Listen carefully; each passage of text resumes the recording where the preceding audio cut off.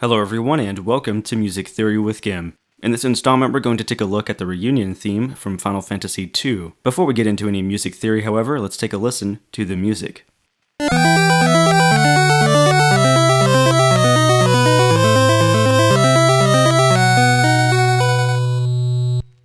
This theme is short and simple in design, but it's a great source for a variety of concepts. We'll begin exploring these concepts by delving into the harmony and then proceed to the melody. After doing so, we'll bring both elements together and we'll consider the theme as a whole. So this theme is set in the key of E minor, and the harmonic goal is to travel from the tonic E minor to the dominant B major.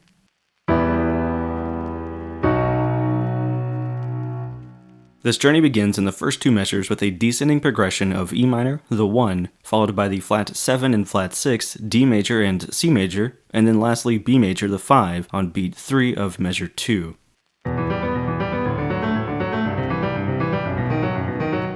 Despite the appearance of B major, we have not actually completed our journey. This is because the harmony is going to pass through B major and proceed to A minor, the 4, C major, the flat 6, and then finally B major, the 5, which is, this time, our true goal.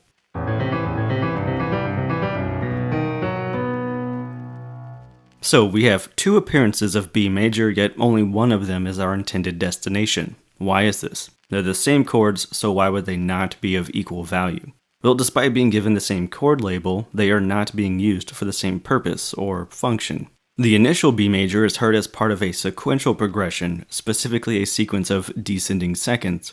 Sequential progressions tend to null or destabilize the functions of the harmonies coming between the beginning and ending chords of the sequence and turn them into chords of prolongation. As a result, the first B major we hear cannot be our intended goal because it is not a structural harmony. Instead, it is a chord of prolongation assisting in the connection of the tonic E minor to the subdominant A minor.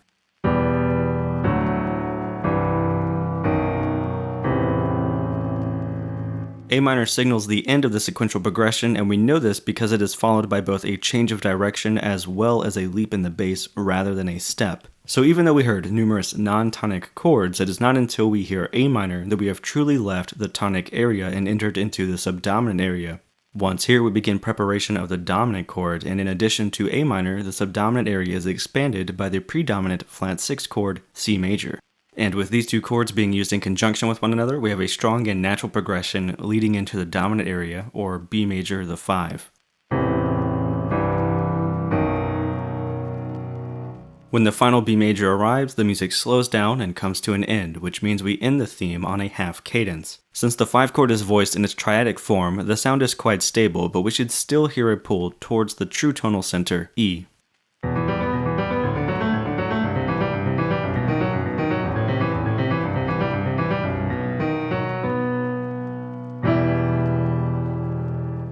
So remember that just because a theme ends on a chord, it is not necessarily an indicator that the theme is actually in the key of that chord, or in this case, just because we end with B major does not mean we need to reconsider if the theme is actually in the key of E minor. It is very common to hear video game themes definitively end unresolved or to be written in a way that loops without a true sense of resolution. That said, even outside of loop-based or multimedia-based composition, it's fairly common to hear songs or compositions end without absolute resolution on the true tonic.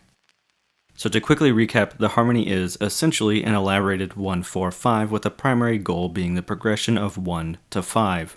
The first elaboration of this simple progression comes in the form of an interval outline of a descending fifth from E to A harmonized by D major, C major, and B major. This connects the tonic area to the subdominant area, which is then expanded by the flat 6, C major, before proceeding to the dominant area and ending with an unresolved half cadence.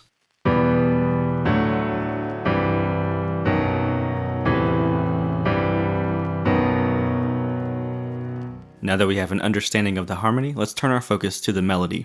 In the first two measures, the structural notes of the melody form a descending line built with stepwise motion. Before proceeding from one note to the next, however, each note is prepared by an enclosure. For example, the first movement is to proceed from G, the minor third of E minor, to F sharp, the major third of D major. Before we actually move from G to F sharp, however, the melody surrounds the note F sharp by leaping down to E and then returning to G. We see that this motif continues with exact repetition all the way until the end of measure 2. As a result, we can say the melody is being sequenced. At the end of measure 2, the motif seems to end, but it's more so a slight variation and we still hear an enclosure of the following note. This variation is most likely the result of the next note in the descending line being C, the minor third of A minor. If the motif is continued with exact repetition, we will end up with a descending augmented second of D sharp to C. The use of an augmented second melodically is certainly fine when desired, but in this case it creates a rather awkward emphasis of C compared to the smooth ascent in the actual melody. And this subtle variation prepares us for the upcoming change that takes place when A minor sounds. Notice that the motif is no longer present once we hear A minor, at least not quite so obviously.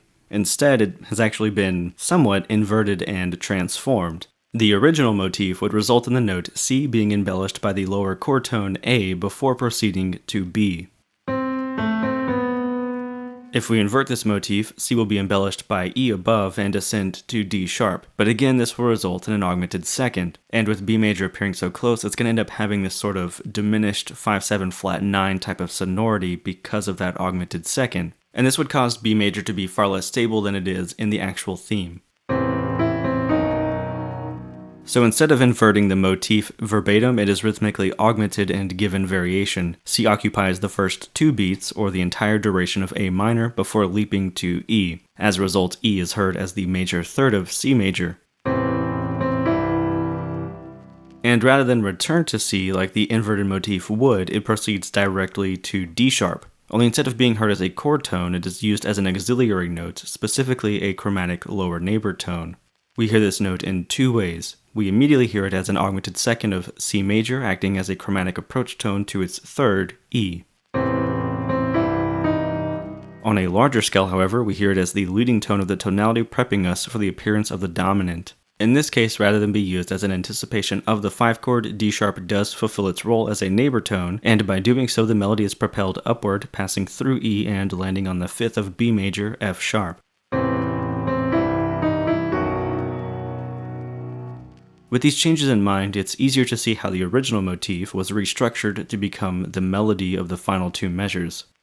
Now that we know the basic design of the melody, let's look at the theme as a whole. Each of these 2 elements reinforces the other. For instance, the sequential progression is given a sequenced motif, and when the sequential harmony ends, the melodic sequencing does so as well. This reinforces the structural importance of A minor.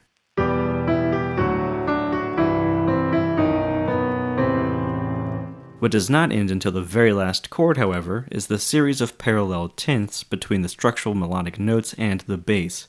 Everything moves in parallel motion until contrary motion occurs, with C descending to B and E ascending to F sharp. So just like before, when change reinforced the progression to A minor, change is used here to reinforce the progression to B major.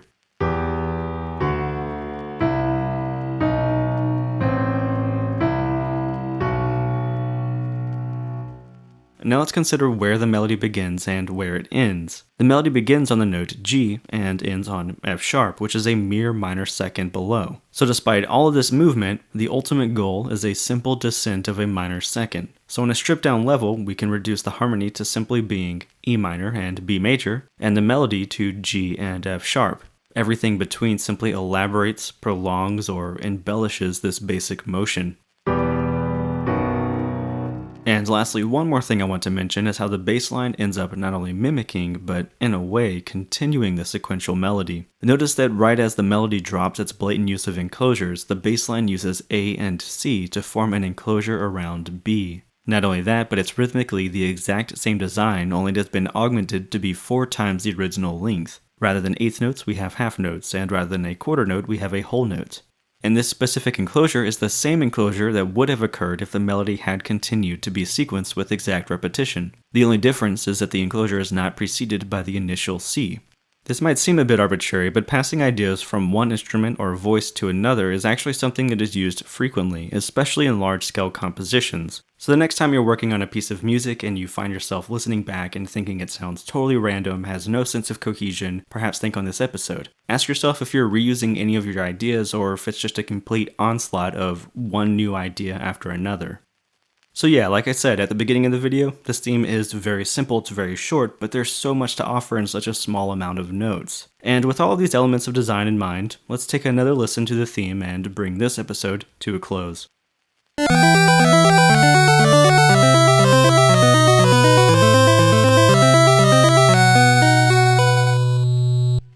For those of you that are patrons, we will probably not have an exclusive analysis for this particular theme. That said, if enough questions pop up regarding this particular analysis, or one pops up that's better suited for a video response, then I will definitely make one. For those of you that are not patrons but like to support the channel, be sure to click the subscribe and like buttons, and share this video as often as you can. And if you're considering taking your support to the next level, hop on over to patreon.com and consider tossing some coin. Creating these videos takes a lot of time and effort, and any support on your end is greatly appreciated. Either way, until next time, thank you for watching this episode of Music Theory with GUIM.